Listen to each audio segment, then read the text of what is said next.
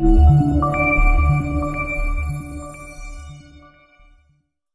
there, this is Anastasia Gores. Welcome to this video. Today I would like to talk to you about differentiating your studio. So I've been talking to many studio owners lately, and there's a lot of panic going on about oh, I have some mega studio coming into the area. How am I going to compete with my private Pilates studio? How am I going to differentiate and keep enough business going? So there's this some studios are lowering their prices, cutting down, really going am I gonna even be in business a year from now? So there's a lot of panic going on. But I want to ask you to stop panicking and start differentiating. And here's what I want to tell you. So last night, my husband and I went out on a date. You'll think, what does it have to do with Pilates studios? But hear me out. So we went out on a date, just went for a walk and enjoyed our time. And then when we were coming home, we decided to stop by the Earth Fair. So the Earth Fair, just if you don't know, it's a grocery store, kind of healthy food, great stuff, I guess. So they just opened over the weekend. And we decided to stop by and check them out. I mean, what do they have? So we walk in, and great, clean store, really pleasant to walk around. So it's like it was our date night, and to us, it was nice to walk around that store. Normally, I would think like a date night, like, oh, honey, let's go to a grocery store to stroll down the aisles. Not really. It's not really a very interesting experience for us. But going to the Earth Fair, it was an interesting experience. It was clean.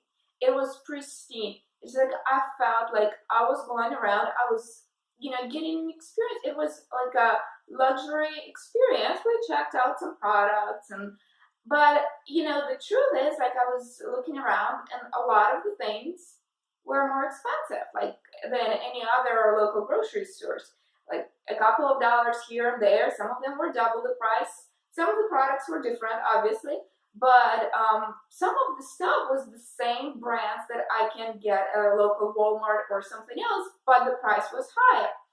And I started thinking, well, isn't it the same thing in Pilates?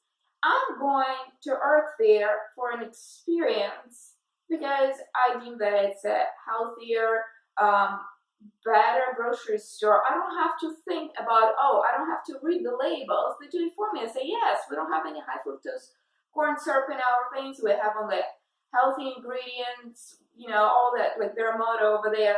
When I go to a different grocery store, I have to think, is this product good for my family or not?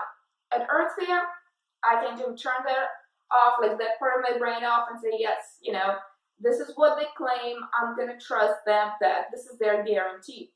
Now, another interesting thing is that Earth Fair opened pretty much next door to Walmart and across the street from Aldi. So if you don't know what Aldi is, it's kind of really great grocery store. I love it, but it's they have a different pricing model. So you have to put a quarter to get your shopping cart. You have to bring your own bags, all that kind of stuff. So it's definitely a totally different experience. And this Earth Fair opened pretty much next to both of them. And do you think they're really struggling, the marketing team, the owners of Earth Fair? Do you really think that they're like, oh no, how are we going to compete with Walmarts and Aldi's? They're not, because they are going after a totally different audience. They are not going after the people who want to save every penny on their grocery trip or use coupons and things like that. No, they are going after the people who want to live healthy, maybe don't have the time to go around 10 different grocery stores picking out the best products, and the same people who just want a nice experience. They don't want to be rushing through the aisles or going through 10,000 aisles trying to find one product because they're so overwhelmed. They have their audience, and this is who they're serving. So let's bring it back to the Pilates studios. We have funny enough, in the same shopping center where Earth Fair opened, they're opening Club Pilates soon, from what I heard. And a lot of the other studios that I talk to, they are in the same predicament. They have like, oh, the club Pilates just opened, or some other studio that focuses on completely, just this mega huge group classes. They just open and they're taking all of my business. Well, they're not really taking your business. These are not your clients. If your studio is focused on giving private, personalized attention, these are the people who come in for the experience at your studio. They're not just coming in to sweat and get a workout.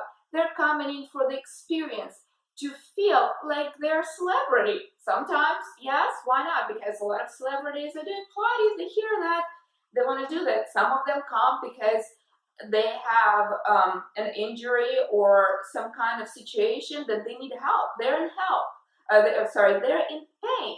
And they don't want to go to a big box gym and, get injured even more. They need your keen eye. They need your experience to help them get out of pain. They want your hands-on cues, that really attention to detail. And this is what we as small studio, like Pilates studio owners, home studio owners, this is what we're providing. We are providing this high-end experience, intelligent exercise. But do all of our clients know that, or do we really show it on our websites? If we have a website, a lot of times the answer is no. Like if a person is coming they're searching for Pilates in the area. So one of the problems I see with many websites that I develop or consulting that I'm doing, the studio owners, they're trying to compete with every other fitness brand in the area. They're bar, yoga, everything. They just want to be everything for everybody. You're not. You are after a very targeted audience. So you need to speak to them in their language. Just gonna build this rapport with them. Show them that you understand their problems and you can provide help. You can guide them to feel better, to have better life, to really maybe declutter their brain while they're working out with you. Get connected to their bodies. This is what you're providing there. Start very simple. Just think about who is your audience. Who is that ideal client? You probably heard that plenty of times. Oh, who is your ideal client? But really be as specific as you possibly can be. Just think about it. Who is your character, your client who would ideally come through your doors, where they live, what they do, what they like, what kind of problems they're facing. Now, next thing is, so start speaking their language. Whatever the problems that they have, talk about those problems. Don't talk about Pilates is great and it will give you health. It's too broad. It's really not. I mean, talk about their problems on your website, in your communications, on social media. When you meet people, don't just tell them, oh, I teach Pilates. Well, what is Pilates? Well, it's kind of really this complicated system of exercises developed by Joseph Pilates and you go on, but the person, like when you first start talking to them, like, well, how does it relate to me? I don't care who Joseph Pilates is. I just want to feel good, or I want to be out of pain. This is what you need to tell them. Why? What is it you do?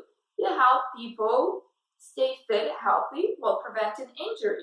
Or you help people get out of pain and improve their posture. Whatever it is that you're focusing on, whatever it is that's your main goal, talk about that. Don't talk about the history of Pilates or all this like general Pilates will improve your life and transform your body. Vague. Very vague. Everybody else, every other studio will transform your body. Like your cycling studio, they will transform your body. Your Pilates is going to transform your body. Your yoga studio, everybody's doing that. Like, how are you different? Differentiate yourself. Now, the next thing is make sure then if somebody comes to your studio, offer them that luxury experience. Same thing that I was talking about, our date night at the Earth Fair. We walked in, it was nice. It was clean. Everything was in order. I didn't see the forklifts moving down the aisles, stocking shelves. I didn't see people just grabbing stuff, all the like randomly, what seems like off the shelves, trying to fulfill the orders, the pickup orders, something like that. It was a perfect, very civilized experience. I enjoyed strolling down. I didn't have a crowd of people following me, trying to, get around those carts. People just really, standing there, creating this stressful, overwhelmed experience, going in the rut over here. No, it was nice. It was like a breath of fresh air. I enjoyed looking through the aisles, looking at the products, and figuring out what I wanted. Found some killer dark chocolate coffee beans. My kids love it and will love it. So, not many places sell those. So I was just very happy to find them there. I knew that they were there, so that was one of the reasons why we came in, because I knew they had exactly what I wanted, and they gave me a really nice experience. It was easy for me to find it, and it was easy for me to get it. So here it is. When people are coming to your studio, make sure that you're providing that experience that people are looking for. Don't make them wait or just like keep them confused. Oh, what should they do? What should they wear? Provide this full experience. Onboard them. Explain it to them. Make it nice and sort of meet your new clients. Make sure that everything in order. Just explain how your studio works, where to put things. All these like basic things that a lot of times you don't think about. Talk to them about it. Just make an experience out of it rather than a sweat session, which Pilates is really not that. But this is not just a workout. And the last thing is just make sure that you present your brand in the same way online. Make sure that your website looks great and is appealing to the same customers. Make sure that, again, your social media, everything is aligned with that. It's all one experience. Like your website, a lot of times it's in the first place where people will find out about your studio. Maybe they heard from somebody about you and about your studio. They went to your website, so they decided to schedule a session, so they need your contact phone number, or online schedule, whatever it is that you have there. Make that experience smooth and easy for them. Talk to them. Tell them exactly what you're offering at your studio, how you can help them right there to that ideal target audience, and make it easy for them to book a session with you. How many studios I see where it's hard for people to figure out where the contact details are, where the schedule, even if they don't offer any scheduling online. Explain to a person that they need to contact you to book their session. Tell it, just plainly. They don't have to go through 3 pages navigating through the, again, history of Pilates, about the studio, blah, blah, blah, finally getting to the rates, and they still can't figure out how to book a session at your studio, or having this like overly complicated packages and things like that. Sometimes you feel like you need a degree in accounting to figure all that out. Like, what do I need? Simplify things. Make it easy and simple for people to book a session at your studio. And don't be afraid to repeat yourself several times on different pages. Give the same information in the footer. Keep it in the header of your website. Everything, all of this creates, it differentiates you from the brand, from all the other studios, all the other offerings in your area. It makes you separate. It makes you unique. It helps you create that unique, personalized experience that Pilates offers. It's not really about selling, though. Yes, Pilates, in order to have a successful Pilates studio, you need to be able to sell yourself. And this is all marketing. It doesn't have to be like salesy or anything like that. You just have to differentiate and really talk to your ideal client. This is what marketing is all about. Finding your clients and talking to them. So, I hope it made you think about it, that you shouldn't be panicking about the other studios coming in. into your area or having different offerings, just to really focus on what you offer and how you can really clearly talk to your ideal clients and show them what you offer, that you have exactly what they need. If you have the exact thing that people need, they will come and buy from you. They will sign up for packages. They will, get classes. If you offer them what they need, even if it's more expensive than the other offerings in your area, they will sign up. That's just it. Just think about it. Again, Earthwear versus Walmart versus Aldi. There are plenty more examples like that.